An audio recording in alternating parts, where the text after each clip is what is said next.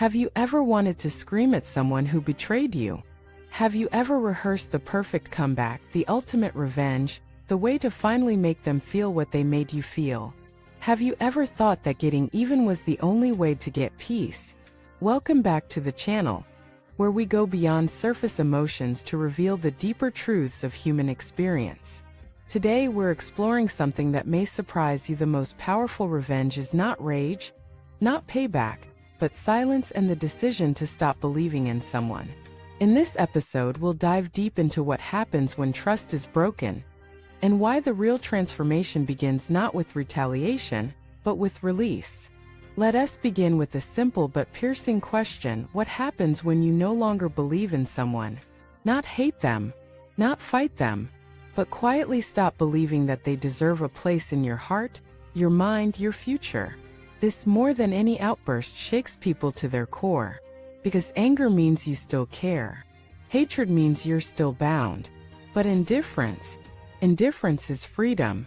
Hear us a story. There was a woman named Clara who gave her all to a relationship. She supported her partner through years of struggle, stood by him when no one else would, and sacrificed her own dreams so he could chase his. Eventually, he succeeded, then left. No explanation, no apology, just silence. First, Clara was furious. She cried, shouted, sent long messages. She wanted answers.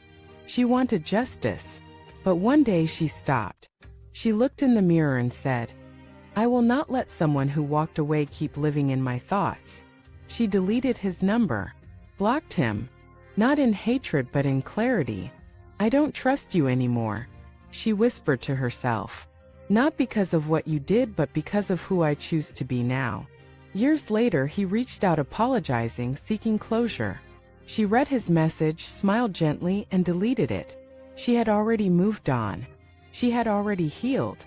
This is the kind of revenge that doesn't destroy you, it elevates you.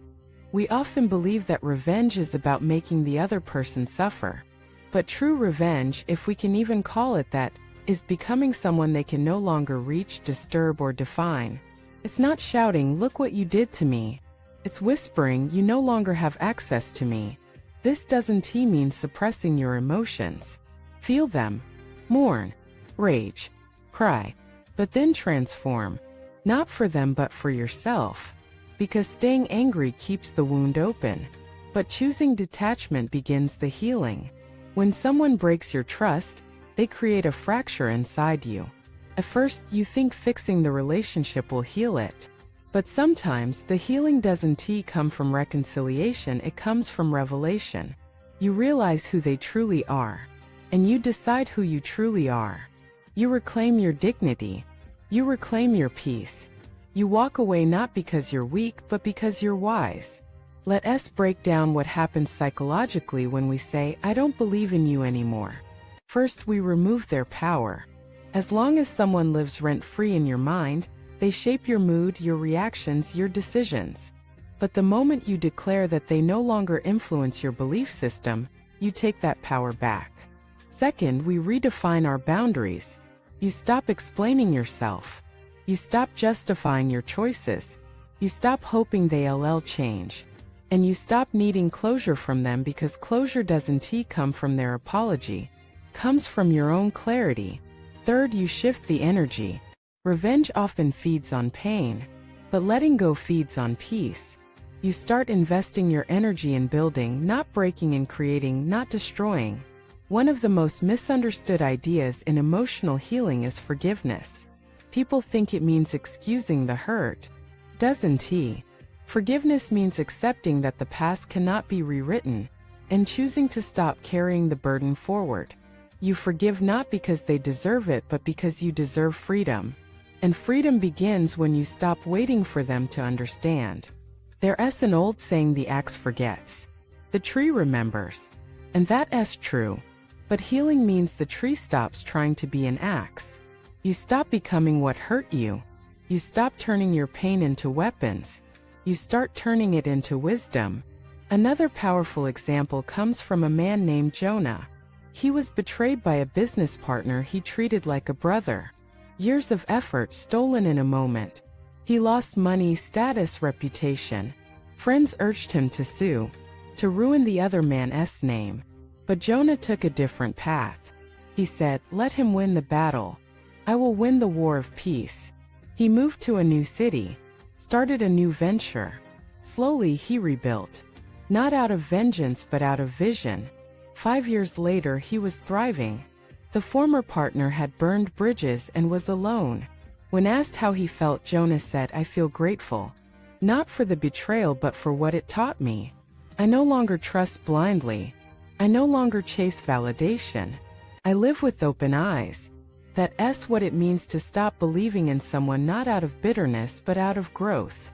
You evolve. And evolution is silent. It doesn't announce itself. It doesn't argue. It just transforms.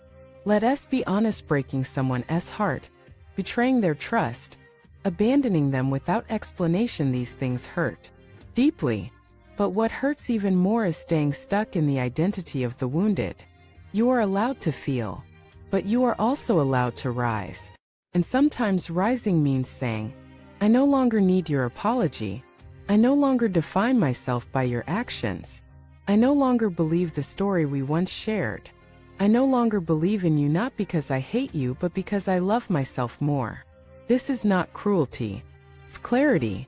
This is not revenge. It's release. When people betray you, they reveal themselves. Believe them. Don't argue with their behavior. Accept it.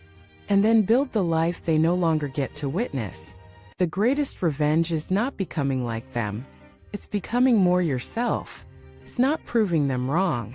It's proving yourself right. It's not about them. It's about you. So if you're holding pain, if you've been betrayed, if you're tempted to lash out, pause and ask, what would healing look like right now? What would power, not control, but power look like? What would love for myself require? Because that's the turning point. That's where strength is born, not in war, but in wisdom. Thank you for watching this video.